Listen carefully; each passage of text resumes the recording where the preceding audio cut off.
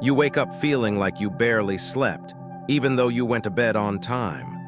You brewed your decaf tea, turned off the lights, and stayed off social media, just like the experts say. But somehow your body feels heavy. Your thoughts cluttered, your mood inexplicably off. If this has become your new normal, it's time to stop blaming your schedule, your age, or your hormones. Because the real problem might be sitting quietly just a few inches from your head every single night.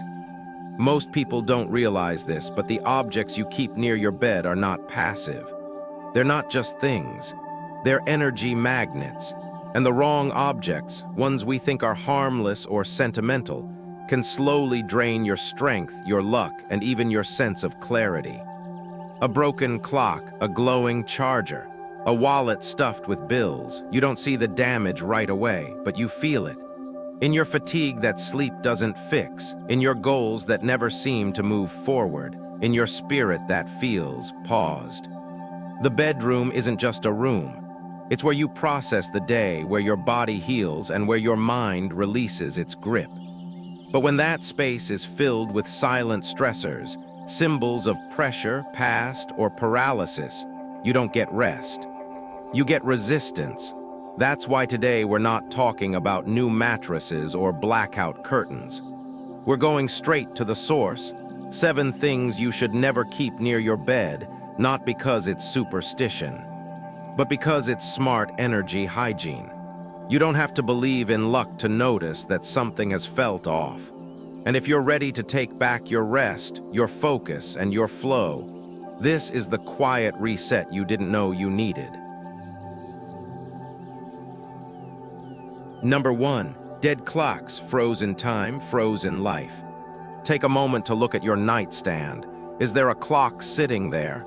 Maybe it's vintage, maybe it was a gift, maybe it's just there.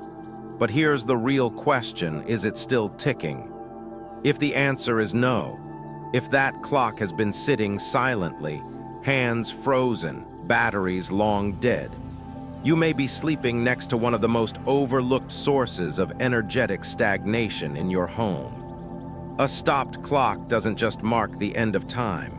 It marks the beginning of pause in your momentum, in your motivation, and in your mood. You may not have noticed it consciously, but your nervous system did. Every time your eyes land on that unmoving face, there's a message being whispered into your subconscious. Nothing is changing. You're stuck.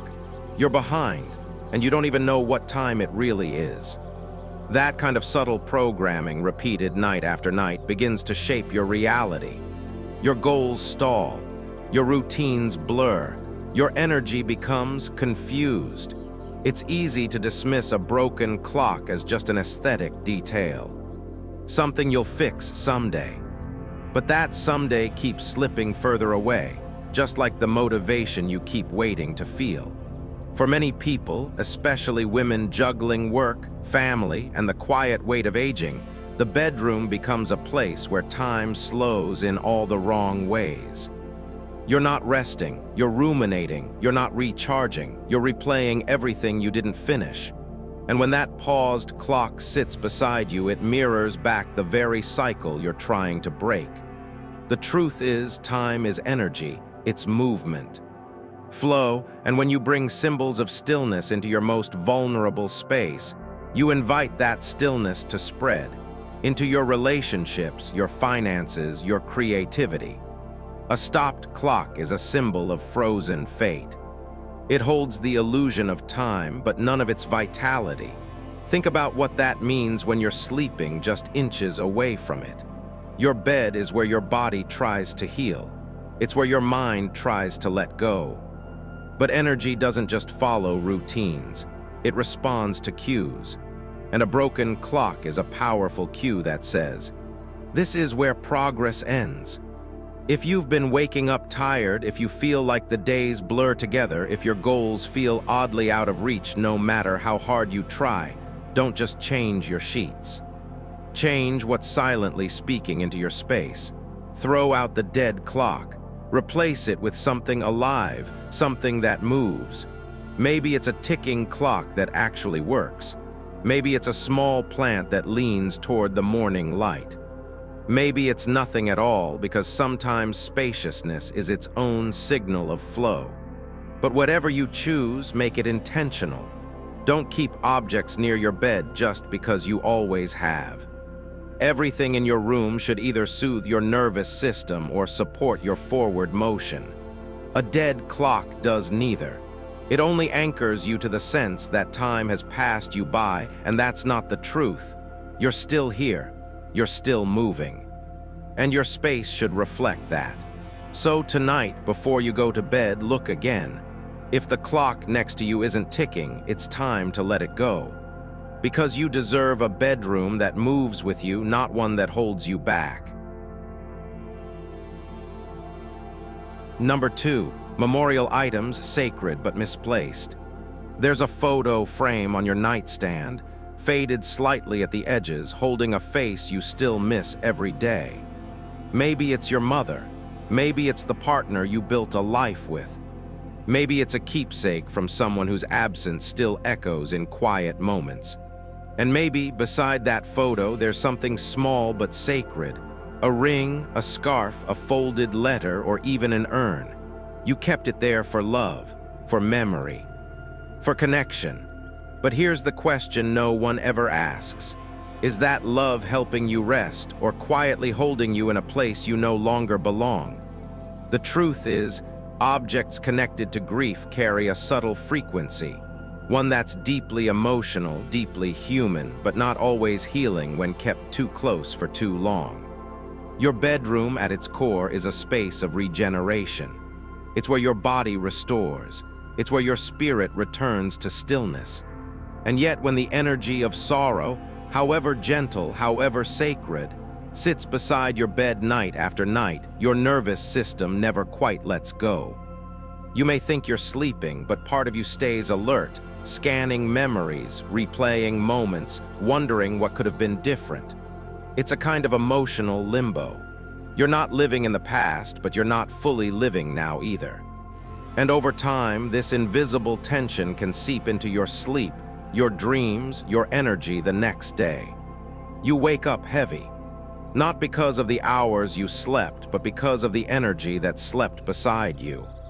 For many American women, especially those who have lost someone significant in midlife, keeping personal items near the bed becomes a ritual of remembrance. And that's valid, that's beautiful, but here's the hard truth.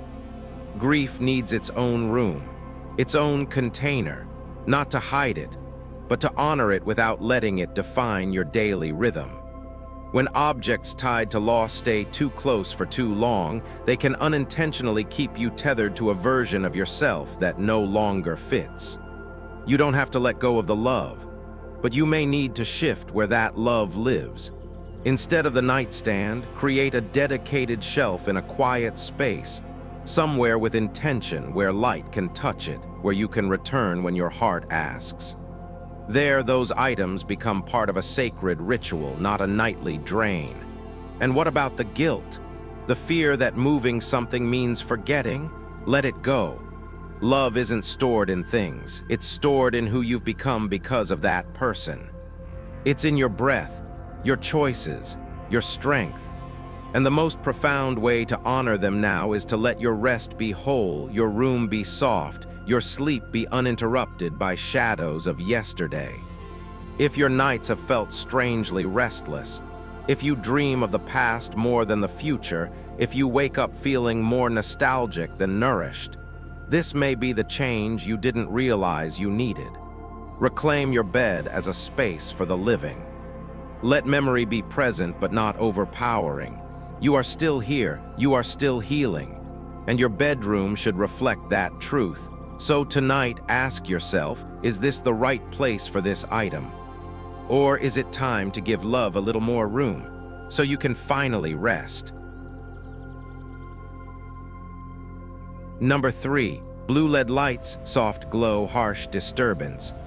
You turn off the lamp, settle under the covers, and glance around your room. It's dark, but not completely. A tiny dot glows blue from your charger.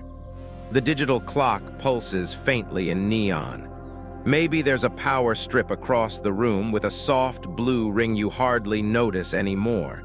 It seems harmless, gentle, even, a kind of comfort in the dark. But here's what most people don't realize. That little light might be the reason you wake up feeling like you barely slept. Because blue light, even in the smallest doses, sends a loud message to your brain. Stay awake. Stay alert. Don't let go, and when you're trying to rest, truly rest, that signal creates conflict deep inside your body.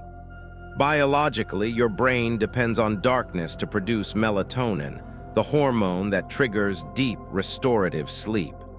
But blue light mimics daylight. It tricks your body into believing it's still time to think, scroll, worry, work. So even when your eyes are closed, your system stays slightly engaged, slightly vigilant, slightly unsettled. You may not notice it right away, but over weeks, months, years, the impact becomes clear. You start waking up at odd hours, your dreams get more chaotic, you lie in bed longer but feel less refreshed. And during the day, your mind feels scattered, your emotions fragile, your motivation dulled. The irony is we place these devices by our beds for convenience, for peace of mind. We want to charge our phones. We want to know the time. We want that sense of being connected even in the dark. But the cost of that connection is the very peace we're trying to create. Especially for women who carry so much during the day. Decisions, emotions, responsibilities. Nighttime should be sacred. A time to reset, not relive.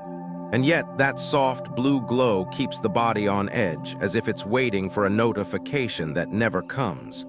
If you've ever found yourself lying awake at 3:17 a.m., mind racing, heart unsure why it's beating just a bit too fast, don't overlook the lights. Energy is not just about what we feel. It's about what surrounds us quietly, constantly. A glowing charger isn't just a light source. It's an energetic disruptor, a silent intruder in your space of stillness. And the solution isn't complicated. Cover the light. Unplug what doesn't need to run overnight. Switch to red or amber nightlights if you truly need guidance in the dark, colors that calm the brain instead of activating it. Or better yet, let darkness be what it's meant to be, a full, deep exhale. In a world that never stops moving, your bedroom should be the one place where you can. You don't need glowing digits to tell you it's late. You need your body to know instinctively that it's safe to surrender, that nothing is waiting, that you are allowed to rest. So tonight before bed, scan your room, turn off the lights and see what's still glowing back at you. Ask yourself, is this helping me sleep or just pretending to? Because your nervous system knows the difference.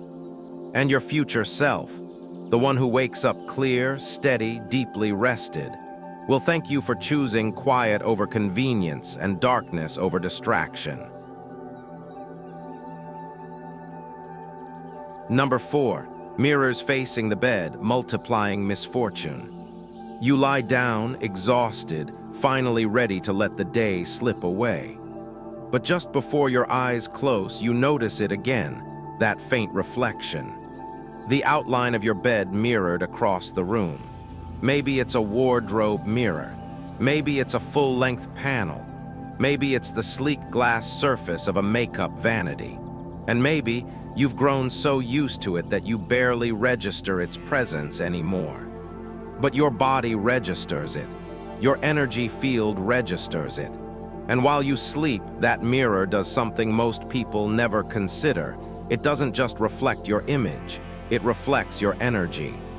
It holds your presence in duplicate, scattering the very force that's trying to restore itself. The bed is where your nervous system finally softens, where your mind uncoils, and your spirit, however restless, tries to return to center.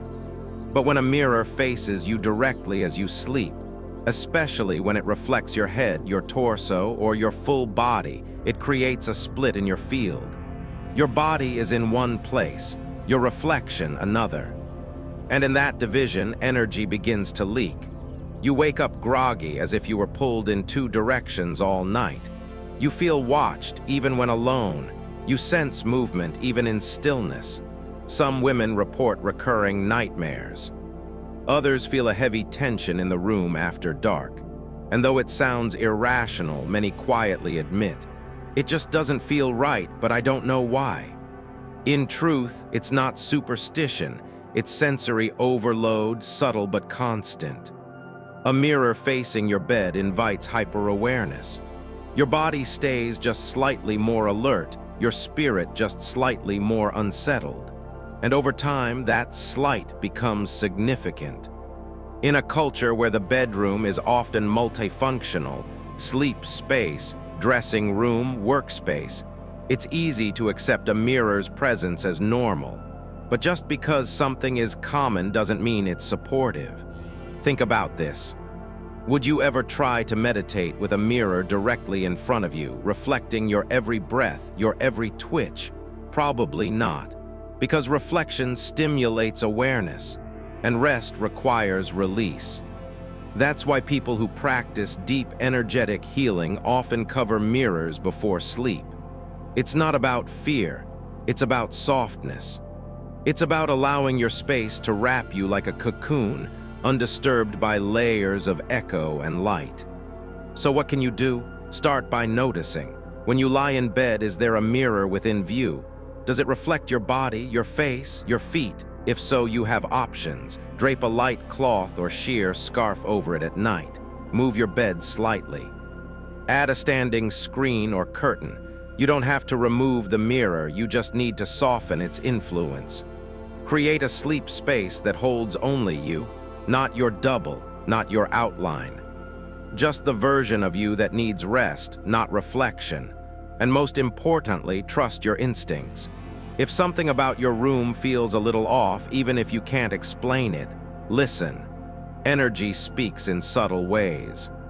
A room that holds too many reflections becomes a place of energetic confusion. And you deserve clarity. You deserve peace. You deserve a night where nothing bounces back at you, nothing interrupts, nothing fragments the stillness you've earned. So tonight, take one last look, not at your reflection, but at what's surrounding you. Ask yourself, is this mirror serving my rest or stealing from it? And then give yourself permission to choose sleep over symmetry and wholeness over habit. Number 5, financial documents, quiet anxiety by the pillow. You probably didn't think twice when you placed your wallet on the nightstand, or when you tucked a folder of bills under the bed for safekeeping. Maybe there's a checkbook in your drawer, an envelope of tax documents nearby, or a stack of unopened letters sitting quietly on your dresser. You told yourself it's temporary, convenient, organized. But here's what no one tells you. Money doesn't rest, and when it sleeps beside you, neither do you. Financial items carry the energy of responsibility, movement, risk, and control. They pulse with questions. How much do I owe? Did I forget a deadline? Can I afford this next chapter? Even when you're not actively thinking about them. When placed near your bed, these objects don't disappear into the background. They speak, subtly but persistently, to your subconscious. They remind you of decisions you haven't made, goals you haven't met, and outcomes you can't quite control. And night after night, that quiet hum of pressure seeps into your rest.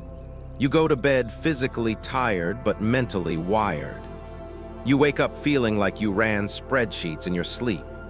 For women who already carry the invisible labor of family finances, retirement planning, household budgeting, or surviving on a fixed income, the bedroom should be a sanctuary, not a silent boardroom. But when financial paperwork sleeps just inches from your head, your brain stays slightly braced, your nervous system slightly engaged. You might not dream of numbers, but you'll feel the tightness in your jaw, the unease in your gut, the vague sense of urgency that greets you before your feet even touch the floor. Energy doesn't need volume to be loud. It just needs proximity. And financial stress, even when unspoken, becomes a field you sleep inside of when its symbols surround you. So what's the shift? First, remove anything tied to money from your sleeping space. That includes wallets, checkbooks, credit cards, invoices, and folders labeled urgent. Create a designated spot in your home, a drawer in the office, a box in a closet where money lives when it's not in use. Somewhere intentional, somewhere away from your rest. And more than that, let your bedroom represent abundance in a different form. Not wealth as numbers, but wealth as peace, stillness, enoughness. Surround yourself with reminders of sufficiency, not scarcity. A soft lamp, a book you love, a photo that makes you smile, not calculate. Because when your bed holds the energy of safety, not survival, your sleep becomes different. Deeper, truer, you wake up more resourced, more grounded, more capable of actually facing what needs to be handled, without carrying it into your dreams. If you've been sleeping beside your finances, thinking it would make you more responsible, let this be your permission to do the opposite. Responsibility doesn't mean hypervigilance. It means knowing what needs your attention and knowing when to put it down. Let money rest in its place, and let yourself rest in yours.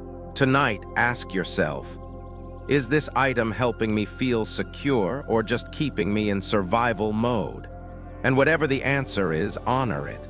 You're not your balance sheet. You're a human being who deserves to sleep without negotiating your worth. Number 6, phones, digital chaos at arm's reach. Your phone is likely the first thing you reach for in the morning, and the last thing you touch before bed. It holds your calendar, your connections, your to-do list, your memories. It's your camera, your clock, your comfort. But here's the question no one's asking. What is it doing to you while you sleep? We tell ourselves it's harmless, just a habit. We leave it on the nightstand, sometimes under the pillow, maybe even charging within inches of our skulls. And yet we wonder why we wake up anxious, foggy, fatigued. The truth is, your phone isn't passive.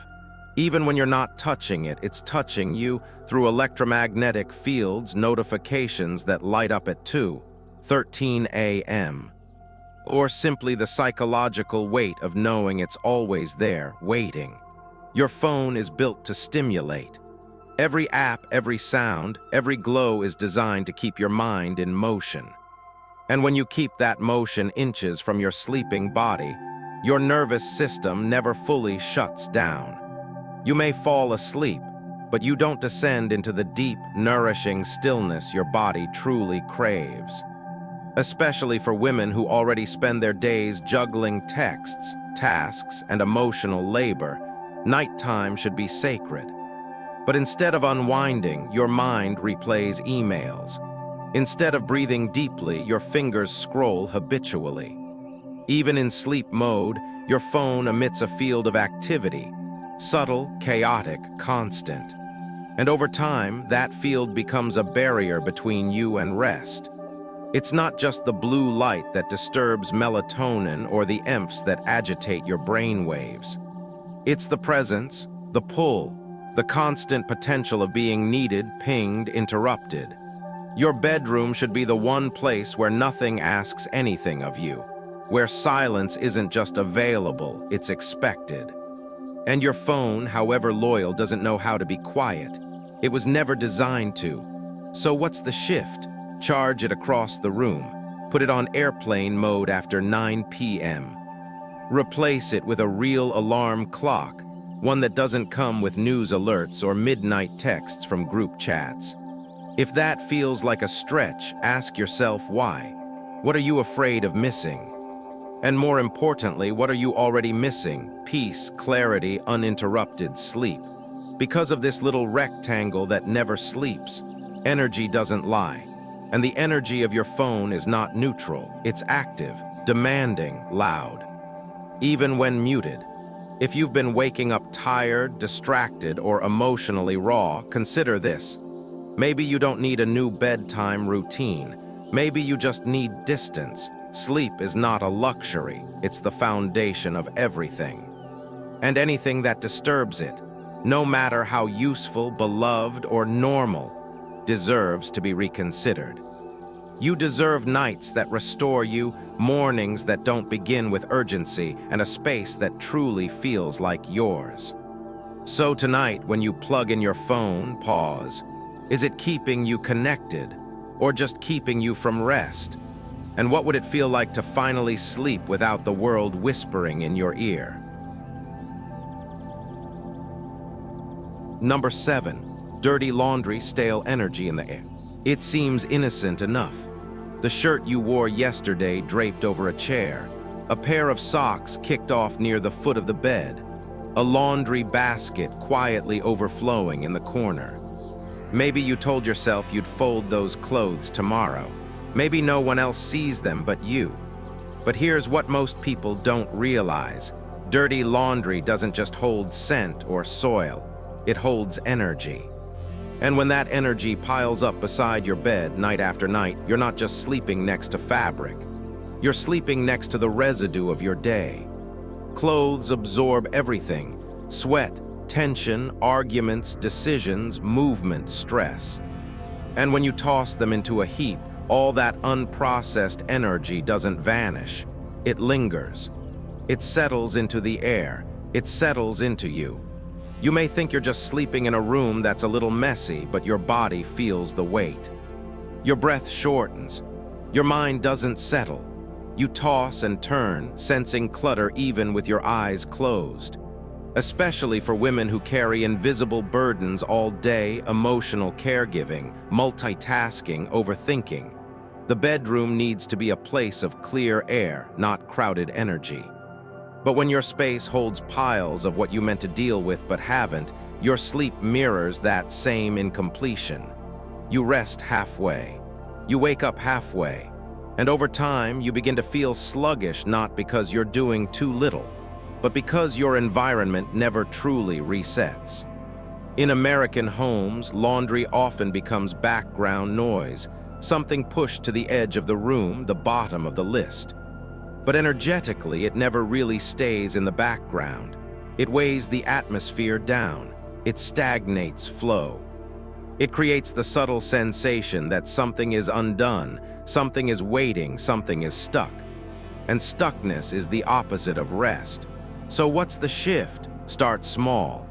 Remove any worn clothes from your bedroom at night, even if it's just one shirt or one pair of pants. Keep laundry baskets outside the room if possible. Choose not to let your most vulnerable space hold what no longer serves you.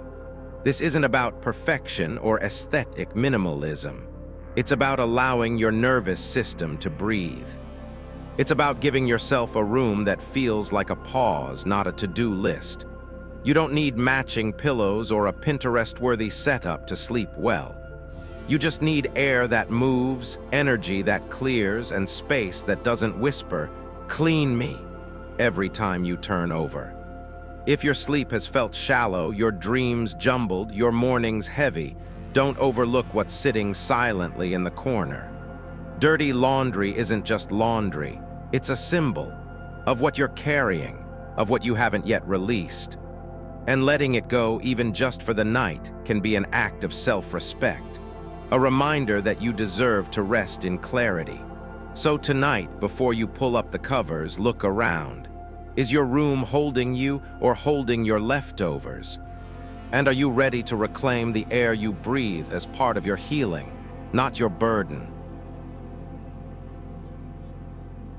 Final, you spend a third of your life asleep, not just resting your body, but resetting your spirit, your energy, your mind. And yet, so many of us forget that sleep doesn't begin when you close your eyes. It begins with the space around you. The room you enter at night isn't just four walls. It's a container for everything you haven't said, everything you've carried, everything still lingering in your field. The mirror facing your bed, the silent clock, the documents filled with worry. None of these are loud, but that's what makes them powerful. Energy isn't about what screams, it's about what surrounds. What presses gently against your nervous system when you're most vulnerable? And what speaks to your body when your mind has gone quiet? We like to think we're in control, that if we manage our schedules, take our supplements, read a few pages before bed, we'll rest well. But your environment is speaking to you long before your habits kick in. It's either inviting restoration or quietly resisting it. This isn't superstition. It's sensory psychology. It's subtle neuroscience. It's energetic hygiene. And it's something you can choose every single night. To sleep beside calm or chaos.